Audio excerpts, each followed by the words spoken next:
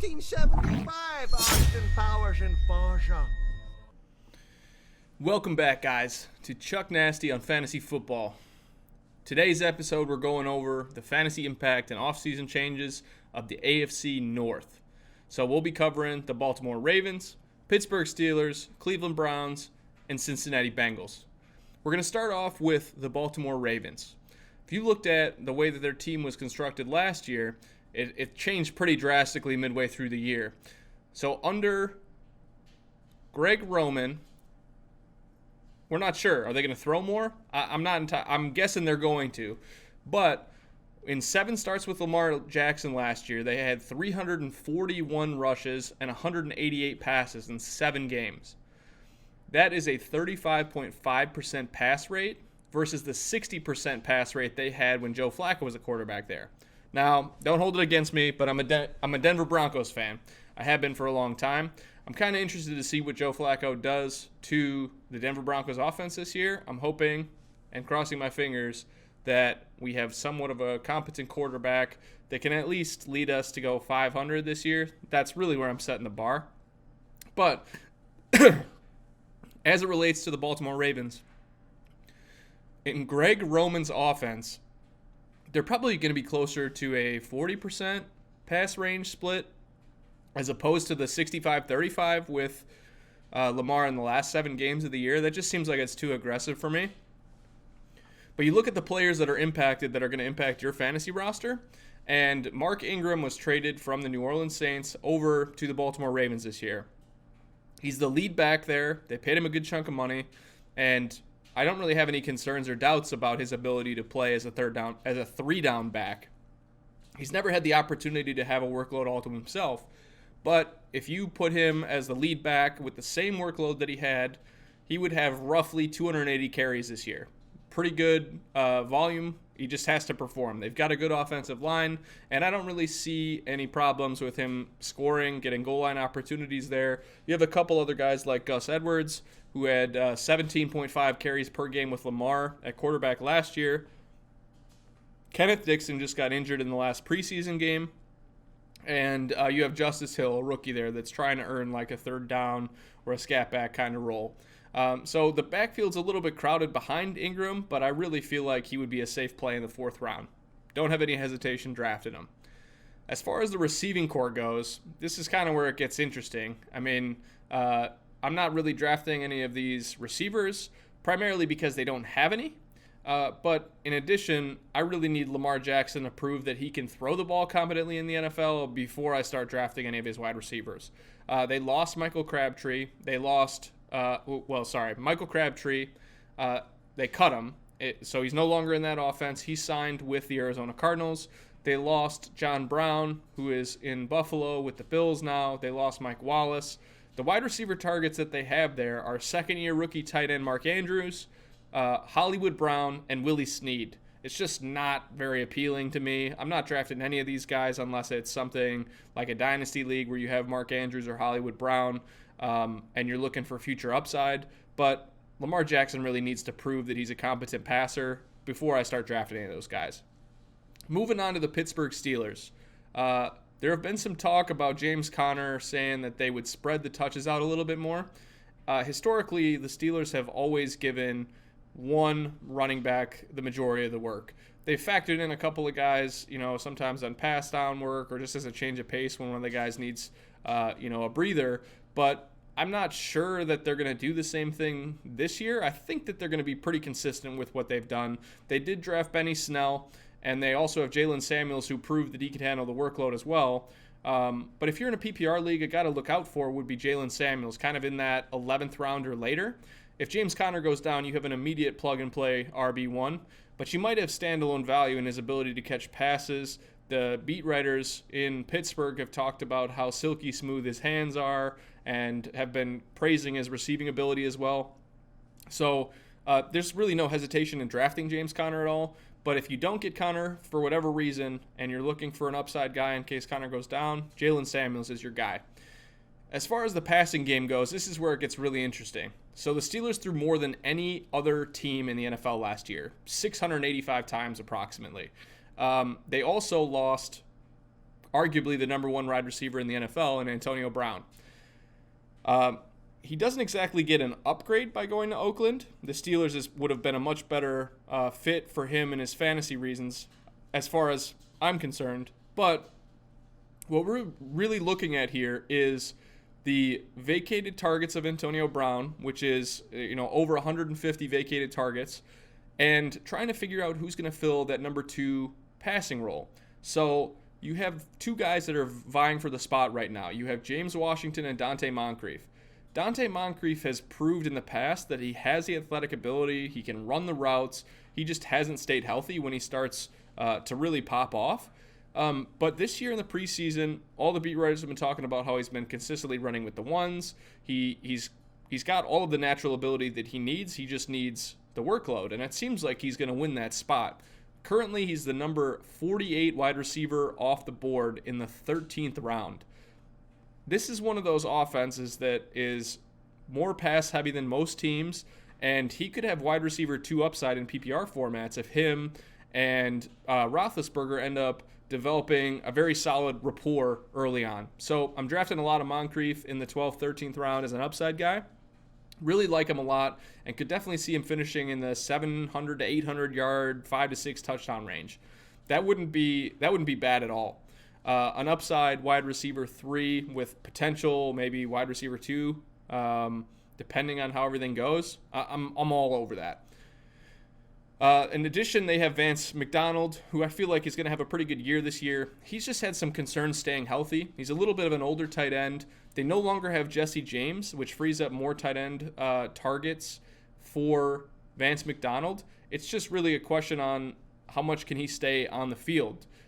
He's being drafted in the 6th or 7th tight end off the board, and I don't have any problem taking him if I'm not able to get one of those top 5 guys. You can get him a bit later than most. Just really crossing my fingers that he ends up staying healthy this year. Moving on to the Cleveland Browns, a couple of changes was really just the addition of, or I guess I should say removal of Hugh Jackson and, Freddie Kitchens coming in and taking over. So earlier in the year, Baker Mayfield was the 7th, 8th, 9th quarterback off of the board. But there's been so much hype around the Browns that his draft stock is more towards the 5th quarterback off the board. He's being drafted way too early for my liking. He's going pick 57th at the end of the 5th round.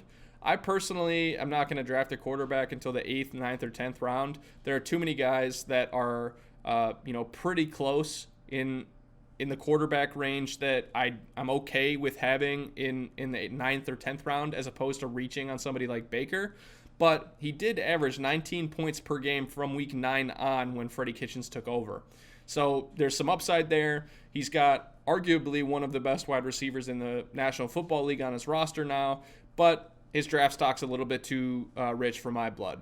I do want to share with you guys the impact that Odell Beckham has on his quarterbacks. So when Odell Beckham played with Eli in New York, in 47 games that Beckham and Eli played, Eli's splits were 266 yards and 1.77 touchdowns per game. That's pretty good. But you look at the splits of the games where Eli played without Odell Beckham Jr., and he ends up with 226 yards, 1.12 touchdowns per game. So he loses 40 yards and more than half a touchdown just by him not being in his roster. So I'm really curious to see what that impact is on Baker. I think that he has a ton of weapons in that offense, and Baker could definitely perform at that QB5 ADP. It's just too rich for my blood to be able to draft based on my draft strategy. Going into the running backs situation in Cleveland, Nick Chubb is probably one of the highest running backs that I have in the draft this year, and I'm not concerned about Kareem Hunt coming back. I just feel like if I can grab Chubb in the first round, probably outside of those top 4 picks, but in that same range, the 4 through 6 or 7th range, and he absolutely explodes through the first 6 or 8 weeks, and your team is 6-2 when Cleveland goes in a bye week 9 and comes back week 10. I'm totally okay with that. I don't think that Kareem Hunt's going to come back here and, demand an RB1 workload, that he's even going to chip into what Chubb is doing. But with the trade of Duke Johnson to the Houston Texans, it frees up some additional targets for Chubb for the first 8 weeks. And they're going to be up in a lot of these games because they have a good team. So they're going to be running the ball more. This is just somebody that I'm super high on. I could totally see him being, first half of the year MVP type deal. He got a huge bump when they fired Todd Haley and Greg Williams was the interim head coach. So I'm all over it. I have no reservations with Chubb whatsoever. If you have a hesitation with him, don't draft him. Let me get him, or let somebody else that wants to win their league get him in that first round. That's totally fine. I'm just saying, MVP quality running back this year, okay? This is not a bold prediction because it's probably going to happen. I just want you to be aware. I'm calling it right now.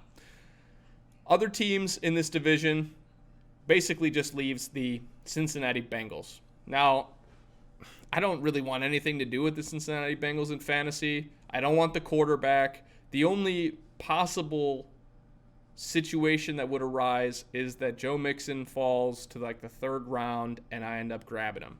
But even then, I'm really not drafting Joe Mixon a whole lot because he's in such a bad offense. They've had 2 injuries to their O-line, and their team is just in shambles. A.J. Green is injured. He's not going to play the first couple of games.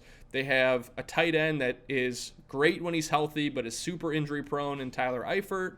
And then they have Tyler Boyd and Joe Mixon. And that is pretty much it as far as fantasy relevance goes.